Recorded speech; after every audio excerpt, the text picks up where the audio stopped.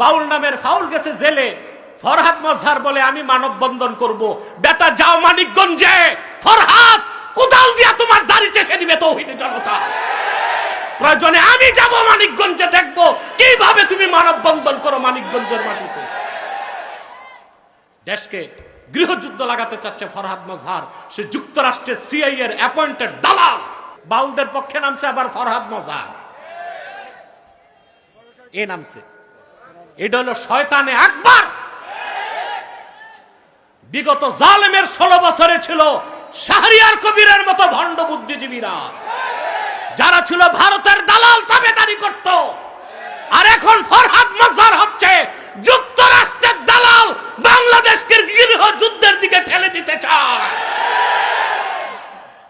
আমি এই সমাবেশ থেকে সরকারকে বলবো, ফরহাদকে গ্রেফতার করো, নতুবা এই ফরহাদ সিভিল ওয়ার, গৃহযুদ্ধ বাংলাদেশে লাগাবে।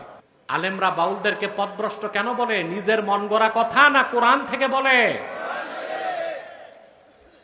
বাউলরা তো রাসূলুল্লাহর দ্বীনকেই মানে না, শরীয়তকেই মানে না, ওরা লালনের ধর্ম মানে।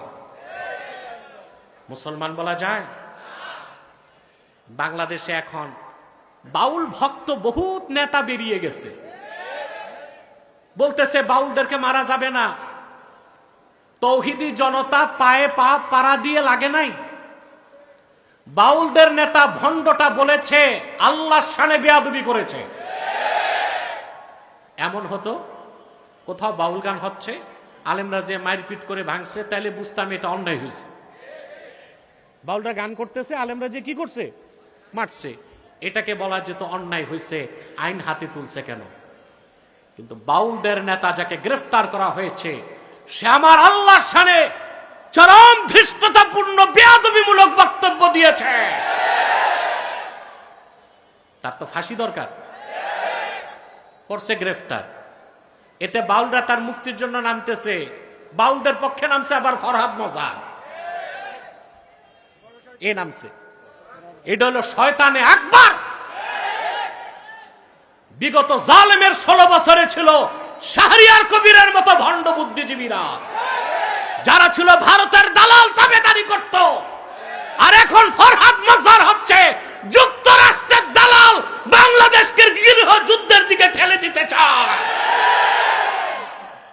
আমি এই সমাবেশ থেকে সরকারকে বলবো, ফরহাদকে গ্রেফতার করো, নতুবা এই ফরহাদ সিভিল ওয়ার, গৃহযুদ্ধ বাংলাদেশে লাগাবে। আমেরিকা চায় না বাংলাদেশে ইলেকশন হোক, ও চায় রাজনৈতিক দলগুলো লড়াই করবে, সিভিল ওয়ার হবে, গৃহযুদ্ধ। আর তাতে সে যেভাবে সিরিয়াকে দখল করছে, আফগানকে দখল করছে, লিবিয়াকে দখল করছে, আমার দেশে এসে দখল করে বসবে, খনিজ সম্পদ চুরি করে খাবে। একদিকে হাসিনার রায় হয়েছে, আরেকদিকে বন্দর দিয়ে দেওয়া হয়েছে বিদেশিদের হাতে। আপনারা রায় পেয়ে মিষ্টি বিতরণ করছেন, আর বন্দর চলে গেছে বেঈমানের হাতে। Laldia port, Pangaon port, new mooring container terminal, তিনটা পোর্টকে সুইজারল্যান্ড, নেদারল্যান্ড, ইসরায়েলের হাতে তুলে দেওয়া হয়েছে। বাংলাদেশের স্বাধীনতা এটা একটা আঘাত দেওয়া হয়েছে। এখন মুসলমান ভারতীয় আগ্রাসন মানি না, যুক্তরাষ্ট্রের আগ্রাসনকে মেনে নিব না বাংলাদেশে।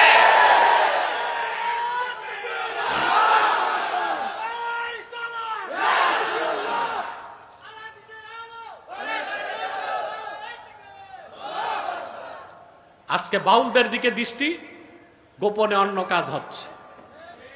সবার দৃষ্টি কই? বাউলদের দিকে। একটা বাউল মানি ফাউল। কত বড় বড় জাদরেল নেতা জেলখানায় পচতেছে, খবর নাই? বাউল নামের ফাউল গেছে জেলে, ফরহাদ মজহার বলে আমি মানববন্ধন করব। বেটা যাও মানিকগঞ্জে, ফরহাদ কোদাল দিয়া তোমার দাড়ি চেষে দিবে তৌহিদি জনতা। প্রয়োজনে আমি যাব মানিকগঞ্জে, দেখব কিভাবে তুমি মানববন্ধন করো মানিকগঞ্জের মাটিতে। দেশকে গৃহযুদ্ধ লাগাতে চাচ্ছে ফরহাদ মজহার, সে যুক্তরাষ্ট্রের সিআইএ এর অ্যাপয়েন্টেড দালাল। বাউলরা হচ্ছে ফাউল, শরীয়তকে বিশ্বাস করে না। ঠিক কিনা? কে হক কে বাতিল নির্ধারণ করবে? কে? চিল্লায় বলেন কে? কে হক কে বাতিল তা নির্ধারণ করবে কোরআন ও সুন্নাহ। কোন গোষ্ঠী কোন ব্যক্তির রায়কে শরীয়ত সমর্থন করে না। ওরা নামাজ স্বীকার করে না, আল্লাহকে এক বলে স্বীকার করে না। বাউলরা সর্বেশ্বরবাদীতে বিশ্বাসী, হুলুলি আকীদা, রাসূলুল্লাহ শরীয়তকে বিশ্বাস করে না, তাদের জন্য মায়া কান্না। অতএব ভাইরা, রাসূলুল্লাহ সাল্লাল্লাহু আলাইহি সাল্লাম ১৫০০ বছর আগে হেদায়েতের চূড়ান্ত পথ দেখায় দিয়েছেন আর রেখে গেছেন এই কোরআন।